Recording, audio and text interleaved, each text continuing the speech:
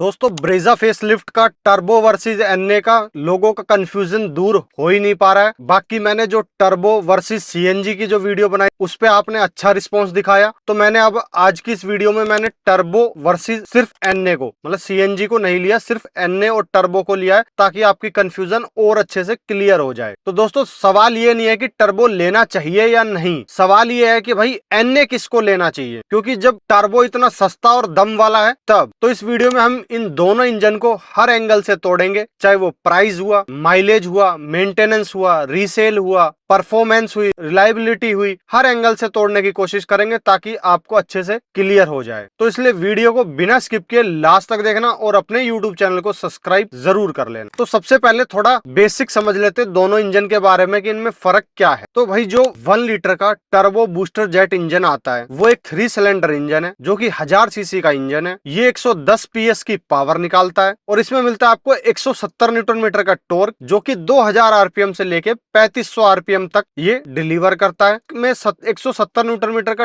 Torque मिलता है वो आपको 2000 आरपीएम से मिलना स्टार्ट हो जाता है और इसके साथ आपको मिलता है सिर्फ 6 स्पीड का मैनुअल ट्रांसमिशन, मतलब ऑटोमेटिक का ऑप्शन आपको इस इंजन के साथ देखने को नहीं मिलने वाला। और अगर बात करें दूसरे इंजन की जो कि है 1.5 लीटर का यानी कि 1500 सीसी का 4 सिलेंडर इंजन जो कि नेचुरल एस्पिरेटेड इंजन है, मतलब एनए इंजन है। और अगर बात करें इसके पावर फिगर की तो 103 पीएस की ये पावर निकालता है और 139 न्यूटन मीटर का टॉर्क निकालता है। पर जो इसका टॉर्क है वो पीक इसका 4400 आरपीएम पे जाके आपको मिलने वाला है, मतलब जब आप गाड़ी को थोड़ा हार्ड पुश करोगे, रेव करोगे 4400 आरपीएम तक जाके तब आपको वो फुल टॉर्क पीक उसका मिलने वाला है। जो कि टर्बो में भाई वो टॉर्क एक्स्ट्रा आपको सिर्फ 2000 आरपीएम से ही मिलना स्टार्ट हो जाता है। तो ये डिफरेंस है। और बात करें ट्रांसमिशन की तो जो ये 1.5 लीटर का एनए इंजन है इसमें आपको 6 स्पीड का मैनुअल ट्रांसमिशन का ऑप्शन तो देखने को मिलता ही है, साथ में टॉर्क कन्वर्टर ऑटोमेटिक का भी ऑप्शन आपको देखने को मिल जाएगा 6 स्पीड के साथ। यहाँ से एक बात क्लियर हो जाती है, अगर आपको ऑटोमेटिक ही चाहिए तो फिर आपको मजबूरी लगा लो या फिर कुछ भी लगा लो, आपको 1.5 लीटर के एनए इंजन की तरफ ही जाना पड़ेगा। मतलब सारी लड़ाई है मैनुअल वालों, क्योंकि ऑटोमेटिक तो एक तरफा हो गया कि चाहिए तो भाई फिर लेना ही पड़ेगा 1.5 लीटर। तो दोस्तों जो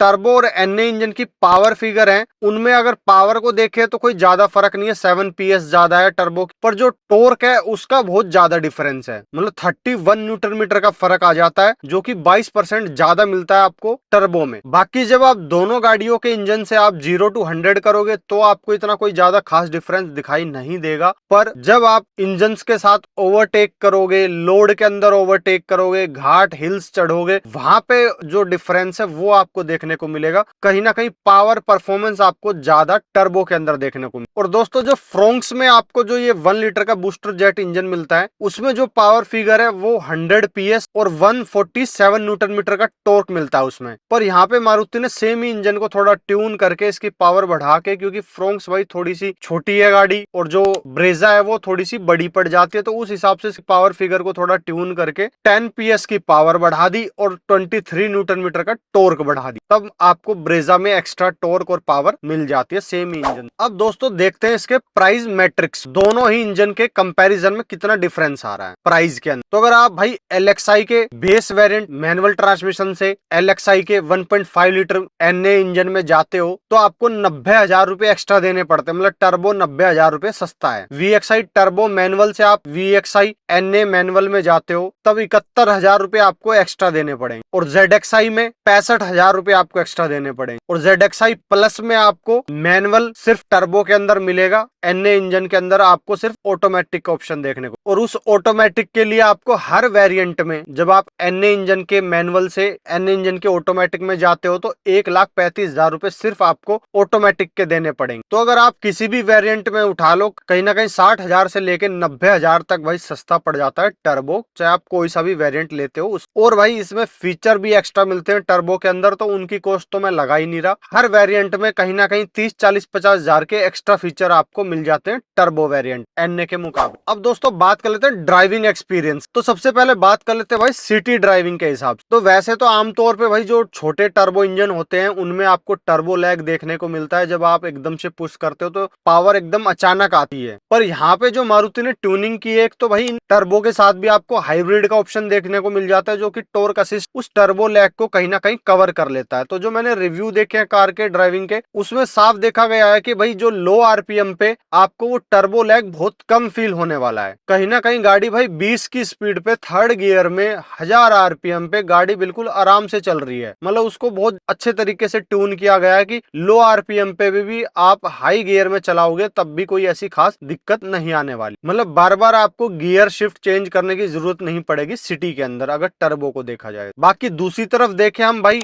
NA इंजन को, तो वो एक भाई 4 सिलेंडर इंजन है। पावर आपको स्मूथ और लीनियर मिलेगी, वाइब्रेशन एकदम कम मिलेगी, पावर डिलीवरी है वो एकदम प्रिडिक्टेबल मिलेगी आपको। तो भाई अगर आपको बिल्कुल एकदम स्मूथ राइड चाहिए, साइलेंट राइड चाहिए, तो फिर तो भाई NA ही इंजन जीतता है सिटी के अंदर। अब दोस्तों चलते हैं हाईवे के ऊपर। हाईवे पे दोनों इंजन का क्या कंपैरिजन है। तो भाई जब आप गाड़ी को हाईवे पे ड्राइव करोगे तो कहीं ना कहीं 80-100 की स्पीड पे जब आप ड्राइव करोगे तो जो 100 की स्पीड है वहां पे कहीं ना कहीं आरपीएम 2200-2300 रहेंगे आपके, यानी कि 2000 आरपीएम से ऊपर चले जाते हैं, जहां पे टर्बो कूल हो जाता है। तो इसका मतलब सीधा सा है आपको भाई 170 न्यूटन मीटर का टॉर्क मिल जाएगा, जो कि आपको हाईवे पे कॉन्फिडेंस बढ़ाएगा ओवरटेक के टाइम। कोई आपको ज्यादा गियर डाउन करने की जरूरत नहीं पड़ेगी, क्योंकि ऑलरेडी उसका जो टर्बो है वो स्पूल हो चुका है, तो आपको पूरी पावर देखने को मिलने वाली। और अगर बात करें NA इंजन की, तो कहीं ना कहीं भाई वैसे तो क्रूजिंग करोगे तो कोई ऐसी खास दिक्कत आने वाली नहीं है, स्मूथ चलेगा, कोई दिक्कत नहीं आएगी। पर जब आप हाई स्पीड पे जैसे 80-100 की स्पीड पे जब आप ओवरटेक करोगे तो आपको कहीं ना कहीं ज्यादा डाउन शिफ्ट करना पड़ेगा और रेव ज्यादा करना पड़ेगा, क्योंकि उसका पीक टॉर्क कहीं ना कहीं भाई 4000-4500 आरपीएम पे जाके आपको मिलता है। तो ज्यादा पुश आपको उसमें करना पड़ेगा। तो इसलिए ओवरटेक करते टाइम NA इंजन के अंदर आपको एक प्लानिंग करनी पड़ेगी कि हाँ भाई मुझे ऐसे ओवरटेक करना। तो भाई अगर सिटी में रहते हो और आपको एकदम स्मूथ और साइलेंट चाहिए सब कुछ, तो फिर NA जीत जाता है। और अगर आपकी ज्यादा ड्राइविंग हाईवे के ऊपर है और आपको थोड़ी सी परफॉर्मेंस ओवरटेक चाहिए, तो फिर टर्बो जीत जाता है। अब दोस्तों बात कर लेते हैं माइलेज और रनिंग कॉस्ट, क्या कुछ फर्क आ रहा है। जैसे हमने CNG में देखा था, वहां तो अच्छा खासा फर्क आपको देखने को मिल जाता था टर्बो और CNG के अंदर। यहाँ पे कितना डिफरेंस आ रहा है अगर आप NA में शिफ्ट होते हो या फिर टर्बो में शिफ्ट। तो भाई अगर हम कंपनी क्लेम माइलेज की बात करें, तो जो टर्बो मैनुअल ट्रांसमिशन है उसमें 20.47 kmpl की कंपनी क्लेम माइलेज करती है। और अगर हम बात करें NA इंजन की, तो उसमें भाई कहीं ना कहीं कंपनी 21.09 kmpl की क्लेम करती है। ये LXI और VXI है, जो अपर वेरिएंट है ZXI वगैरह, उनमें थोड़ा सा डिफरेंस आ जाता है कम का। तो बाकी हम नीचे के ही वेरिएंट्स को ले लेते हैं, कुछ ज्यादा डिफरेंस नहीं है, बिल्कुल माइनर डिफरेंस है। तो अगर आप दोनों ही टर्बो और NA में फर्क देखोगे तो कहीं ना कहीं 1 kmpl का डिफरेंस आ रहा है, यानी कि NA इंजन में आपको 1 kmpl की ज्यादा माइलेज देखें। और अगर हम इसको भाई रियल वर्ल्ड में देखें, तो भाई अगर सिटी की भी बात करें तो कहीं ना कहीं 10-12 की 13 की आपको मिल जाएगी, और हाईवे पे बात करें तो 16, 17, 18 तक की मिल जाएगी। पर जो टर्बो का डिफरेंस है वो थोड़ा सा आपको 1 kmpl का तो भाई रियल वर्ल्ड में भी देखने को मिलेगा, टर्बो थोड़ा कम देगा। पर एक चीज और है टर्बो के साथ, टोटल पैटर्न आपका ड्राइविंग एक्सपीरियंस पे एक तो डिपेंड करता है। NA इंजन को आप चाहे हार्ड पुश कर लो, वो धीरे धीरे पावर पकड़ता है भाई, आप चाहे पंजा रख के बैठ जाओ, वो टाइम लेगा, थोड़ा लीनियर पावर डिलीवर करेगा, तो वहां पे इतना माइलेज ड्रॉप नहीं होता है। पर भाई टर्बो के अंदर क्या होता है, जैसे ही आप पंजा रखा तुरंत 2000 आरपीएम से ऊपर जाते ही टर्बो स्पूल हुआ, आपको एकदम फुल परफॉर्मेंस देखने को मिलेगी, पर माइलेज एकदम से ड्रॉप मारेगा जब आप हार्ड पुश करोगे गाड़ी को। तो टर्बो का भाई थोड़ा सा आपको जो ड्राइविंग पैटर्न है वो समझना पड़ेगा। ज्यादा हार्ड पुश करोगे तो ज्यादा माइलेज गिरेगी, बाकी नॉर्मल आराम से चलाओगे तो कोई ऐसी खास दिक्कत आने वाली नहीं। पर जब कंपैरिजन है तो भाई कहीं ना कहीं NA में थोड़ा सा डिफरेंस है, 1 kmpl का आ रहा है। उसका अभी हम रनिंग कॉस्ट में देख लेते हैं कि आप जेब पे कितना वो भारी पड़ जाएगा। तो अगर आप गाड़ी को 1500 किलोमीटर चलाते हो पर मंथ, तो जो NA इंजन का मैनुअल ट्रांसमिशन है LXI VXI, हम इसकी कंपनी क्लेम रेंज से ले रहे हैं ये, और 102 रुपए पर लीटर पेट्रोल ले रहे हैं हम। तो जो आप आपकी कॉस्ट लगने वाली है 7,263 रुपए। और वहीं पे ही जब आप लेते हो टर्बो मैनुअल ट्रांसमिशन, उसको अगर आपकी मंथली रनिंग 1500 किलोमीटर है तो उसमें आपकी कॉस्ट लगेगी 7,413 रुपए। यानी कि पर मंथ सिर्फ आपका 220 रुपए का डिफरेंस आने वाला है। यानी कि 220 रुपए का एक्स्ट्रा फ्यूल आपका टर्बो में लग रहा है। तो भाई 220 रुपए कोई ज्यादा डिफरेंस नहीं मिल रहा है, पर जो डिफरेंस आ रहा है वो आ रहा है प्राइसिंग का। 90,000 रुपए सस्ती हो रही है आपको गाड़ी टर्बो वाली। और अगर हम 220 के हिसाब से देखें, 90,000 रुपए वसूल करने में आपको 20 साल लगने वाले हैं गाड़ी से, अगर हम इस प्राइस डिफरेंस को लेकर चले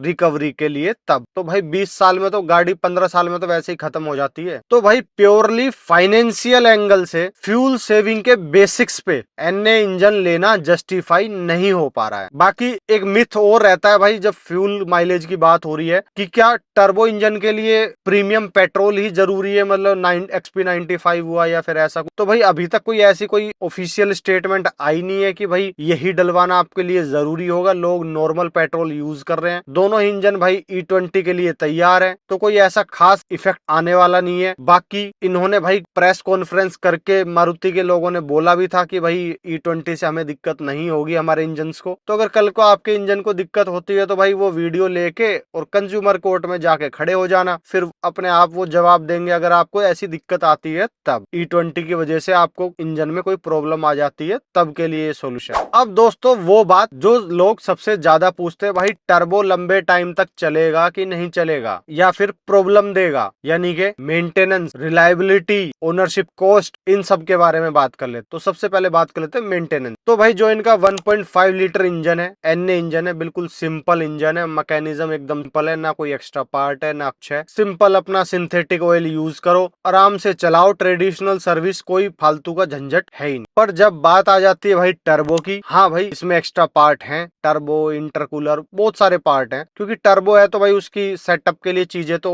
ऑब्वियसली उसमें लगानी पड़े, थोड़ा सा मेंटेनेंस कॉस्ट एक्स्ट्रा रहेगा। ये इंजन भाई डायरेक्ट इंजेक्शन इंजन है, तो कार्बन बिल्डअप का थोड़ा सा आपका मेंटेनेंस बढ़ेगा आगे जाके, क्योंकि फ्यूल सीधा सिलेंडर में स्प्रे होता है, वाल्व वॉश नहीं हो पाते हैं, तो कहीं ना कहीं आगे थोड़ा बहुत तो मेंटेनेंस आएगा, पर उसका इतना ज्यादा भी नहीं है। और थोड़ा जो हाई क्वालिटी का आपको सिंथेटिक ऑयल यूज करना पड़ेगा, तो कहीं ना कहीं थोड़ा सा तो भाई मेंटेनेंस है एक्स्ट्रा, ये बात से हम पीछे नहीं हट सकते। पर एग्जैक्टली कितना है उसका डाटा अभी आया नहीं है, क्योंकि भाई नया नया इंजन है, अभी ऑफिशियली कोई आया नहीं है, अनुमान सबके चल रहे हैं। पर आपके लिए मैं बता दूं, अगर आप सोच रहे हो भाई यहाँ पे टर्बो थोड़ा सा फंसने का डर है, तो भाई कौन सी गाड़ी टर्बो के बिना नहीं आ रही? नेक्सॉन ले लो, CNG तक में टर्बो है, टॉप 10 में रहती है सेलिंग के अंदर, कितनी बिक्री होगी। 3XO ले लो महिंद्रा की, टर्बो में है। स्कोडा की काइलैक ले लो, टर्बो में है। वेन्यू सोनेट ले लो, टर्बो में है, हालांकि उसमें आपको एनए का भी ऑप्शन मिल जाता है। इतनी सारी गाड़ियां बिक्री हैं, वो सारी ही तो टर्बो में है। तो भाई अगर कुछ ऐसी ज्यादा मेजर बड़ी प्रॉब्लम होती तो लोग उनको क्यों खरीदते? सीधे फिर वो भाई ब्रेजा पे जाते, और ब्रेजा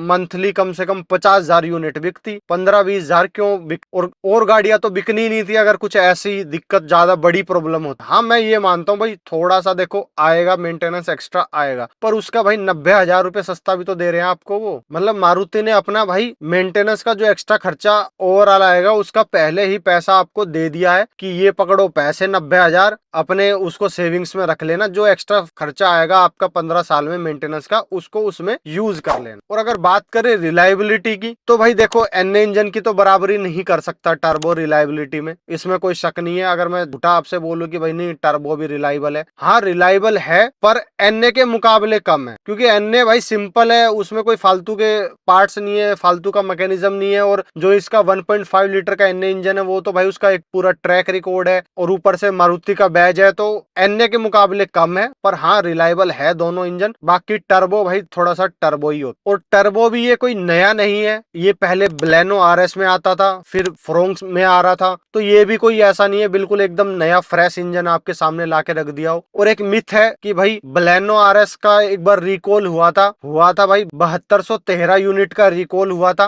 पर वो टर्बो के लिए नहीं हुआ था, वो उसका वैक्यूम पंप मतलब ब्रेकिंग का कुछ सिस्टम खराब था, कोई पार्ट डिफेक्ट था, उसके लिए वो रिकॉल हुआ था, ना कि टर्बो के लिए रिकॉल हुआ था। तो भाई एनए थोड़ा सा लेजेंडरी इंजन है, तो अगर मिनिमम मेंटेनेंस और 10-15 साल तक आपको रखना है तो एनए सेफ चला जाता है। बाकी टर्बो भाई अनरिलायबल तो अभी तक प्रूफ हुआ नहीं है। हाँ, उसमें एक्स्ट्रा हार्डवेयर जरूर है, तो उसका थोड़ा सा मेंटेनेंस तो आपको देखना पड़ेगा। अब दोस्तों एक छोटा सा और पॉइंट है इंश्योरेंस से रिलेटेड। तो जो थर्ड पार्टी का इंश्योरेंस होता है उसमें क्या होता है, उसमें भाई इंजन के सीसी के हिसाब से कुछ टैक्स स्लैब चेंज होते हैं। जो 1000 सीसी तक का इंजन होता है उसके लिए थर्ड पार्टी का टैक्स स्लैब अलग होता है, और 1000 सीसी से 15 सीसी का टैक्स स्लैब थोड़ा अलग हो जाता है। तो अगर आप जो टर्बो का 1 लीटर का इंजन अगर आप लोगे तो उसका 3 साल का जो थर्ड पार्टी आएगा वो आएगा करीबन 6500 का प्रीमियम। वहीं पे जब आप एन इंजन को लोगे जो कि हायर स्लैब में चला जाता है 1500 सीसी होने की वजह से, तो उसका थर्ड पार्टी कहीं ना कहीं 10,640 रुपए आएगा। तो भाई एक छोटी सी अमाउंट बच रहा है आपको 4000 3 साल में, जो कि इंश्योरेंस प्रीमियम में बच रहा है। तो जो बच रहा मैंने आपको वो बताया, एक छोटा सा ही पॉइंट है, ज्यादा बड़ा नहीं, मतलब छोटा फायदा है पर टोटल ओनरशिप कॉस्ट को कहीं ना कहीं इफेक्ट करता है। अब आ जाते हैं भाई अगले पॉइंट पे, रीसेल। यहाँ पे मैं बिल्कुल ऑनेस्ट बताऊंगा भाई, मुझे कोई बेचनी नहीं और ना खरीदनी। तो भाई ब्रेजा का टर्बो बिल्कुल नया है, कोई ट्रैक रिकॉर्ड नहीं है पीछे का अभी तक, मतलब ब्रेजा के अंदर अभी पुरानी नहीं चली है। बाकी जो फ्रोंक्स वगैरह चली है उनका कोई ऐसा कोई दिक्कत आई नहीं है, पर उनका भी कोई ऐसा कोई अभी तक डाटा आया नहीं है कि भाई हाँ एनए के मुकाबले फ्रोंक्स मतलब टर्बो में इतना लॉस हुआ या कुछ हुआ, उसका भी कोई ऐसा डाटा अवेलेबल नहीं। बाकी जो रियल फैक्ट है वो ये है कि जब आप सेकंड हैंड मार्केट के अंदर जाते हो, सेकंड हैंड बायर होते हैं, वो कहीं ना कहीं टर्बो के मुकाबले एनए इंजन को फर्स्ट प्रायोरिटी देते हैं, यानी कि एज जाता है एनए इंजन की तरफ। वहां पे थोड़ी सी हाई रीसेल वैल्यू मिलेगी आपको, पर इतनी भी नहीं मिलेगी कि बहुत ज्यादा फर्क आएगा। और जो फर्क आएगा उसका भाई मारुति ने पहले इंतजाम आपको करके दे रखा है, 90,000 रुपए सस्ते दे रहा है, फीचर अलग है, एक्स्ट्रा फीचर। तो जो एनए को थोड़ी हाई रीसेल मिलेगी उसकी कहीं ना कहीं कॉस्ट आपकी रिकवरी टर्बो में कम प्राइस पे हो जाएगी। बाकी अगर लोगों का ज्यादा फोकस भाई टर्बो की तरफ चला गया, ज्यादा लोग टर्बो की तरफ शिफ्ट हो गए, तो आने वाले सालों में क्या पता भाई इस टर्बो की भी एक रीसेल वैल्यू अच्छी बन जाए। वो एक प्रिडिक्शन है, कोई फाइनल नहीं है, वो लोगों के मूड पे डिपेंड करेगा भाई किसकी तरफ जा रहे हैं। पर ये है कि अगर ज्यादा लोग टर्बो की तरफ चले गए तो फिर भाई कहीं ना कहीं रीसेल वैल्यू टर्बो भी अपनी बना लेगा। अब आ जाते हैं भाई फाइनल वर्डिक्ट पे कि किसकी तरफ किसको जाना चाहिए। तो मैंने 4 तरीके के बायर्स लिए हैं। पहला बायर है भाई जो सिटी कम्यूट करता है, जिसकी ज्यादातर रनिंग भाई सिटी के अंदर है, जो रोज ट्रैफिक में फंसता है। तो भाई अगर आपकी डेली रनिंग 20-30 किलोमीटर की है और आप डेली ट्रैफिक फेस करते हो तो भाई क्लच दबा दबा के आप परेशान हो जाओगे, आपको चाहिए ऑटोमेटिक। तो ऑटोमेटिक के लिए आपको जाना पड़ेगा एनए इंजन की तरफ। लेकिन अगर आप भाई मैनुअल के साथ कंफर्ट हो, मतलब आपको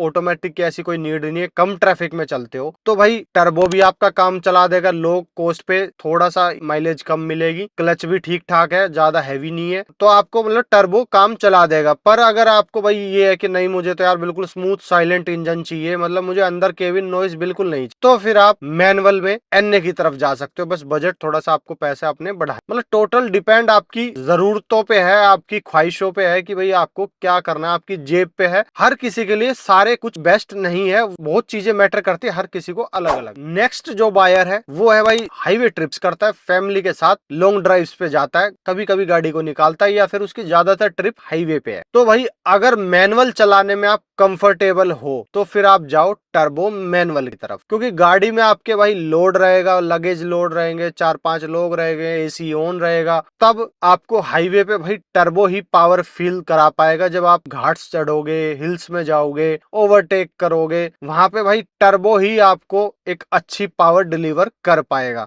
एनए भी दिक्कत नहीं है, पर एनए है जब आप उससे पावर की जरूरत पड़ती है तो वो भाई एक टाइम पे ही धीरे धीरे डिलीवर कर पाता है, ये नहीं है कि आपको अचानक पड़ी तो अचानक पावर आपको डिलीवर हो। थर्ड बायर जिनको भाई मैनुअल पसंद है और थोड़े से ड्राइवर इंथुजियाज्म मतलब परफॉर्मेंस, तो उनके लिए कहीं ना कहीं भाई चॉइस बन जाती है 1 लीटर का टर्बो इंजन, क्योंकि एक तो सस्ता पड़ रहा है, ऊपर से परफॉर्मेंस भी आपको मिल रही है। नहीं तो ज्यादातर गाड़ियों में भाई टर्बो टर्बो इंजन ऊपर के वेरिएंट्स में आते हैं, पैसा ज्यादा देना पड़ता है। यहाँ उल्टा हो रहा है, यहाँ आपको पैसे कम देने पड़ रहे हैं टर्बो के लिए। बाकी और मजा तब आता जब मारुति टर्बो के साथ ऑटोमेटिक भी लॉन्च कर देती, तो कहीं ना कहीं भाई और लोगों को अच्छा फायदा मिल जाता। जो फोर्थ बायर है वो है जिनका बजट टाइट है या फिर फर्स्ट टाइम बायर, तो उनको मैं ज्यादातर रिकमेंड करता हूँ बेस वेरिएंट ले लो भाई, गाड़ी सीखने के लिए सस्ती पड़ जाएगी, बाद में अपने आगे अपना देख लेना अच्छे से। या फिर बजट टाइट है तो फिर बेस वेरिएंट पे आ जाओ। तो यहाँ पे भाई मारुति ने बेस वेरिएंट में ही आपको टर्बो दे दिया, पैसे भी बचा दिए, तो कहीं ना कहीं आपको यही ऑप्शन फिर बन जाता है कि भाई टर्बो का मैनुअल ही लेना पड़ेगा अगर आपको अपने पैसे भी बचाने हैं तो। बाकी अगर फर्स्ट टाइम बायर को भाई मैनुअल से कोई दिक्कत ना हो तो टर्बो बेस्ट है, पर अगर उसको भाई चाहिए मुझे यार गियर शिफ्टिंग में थोड़ी दिक्कत होती है, ऑटोमेटिक में जाना, तो फिर उसको तो भाई उसी पे ही जाना पड़ेगा 1.5 लीटर के एनए इंजन की तरफ। तो भाई सिंपल सी फाइनल वर्डिक्ट ये है, ऑटोमेटिक चाहिए एनए लो, परफॉर्मेंस चाहिए, वैल्यू चाहिए, कम प्राइस में चाहिए टर्बो मैनुअल लो, गाड़ी 10-15 साल तक रखनी, जीरो हैसल ओनरशिप चाहिए एनए की तरफ जाओ। बाकी आप की तरफ जाने वाले हो, कौन सा इंजन आपकी सारी रिक्वायरमेंट पूरी कर रहा है, टर्बो या एनए, कमेंट बॉक्स के अंदर जरूर बताना। और वीडियो को ज्यादा फेसबुक व्हाट्सएप ग्रुप पे शेयर करना। जय हिंद, जय भारत।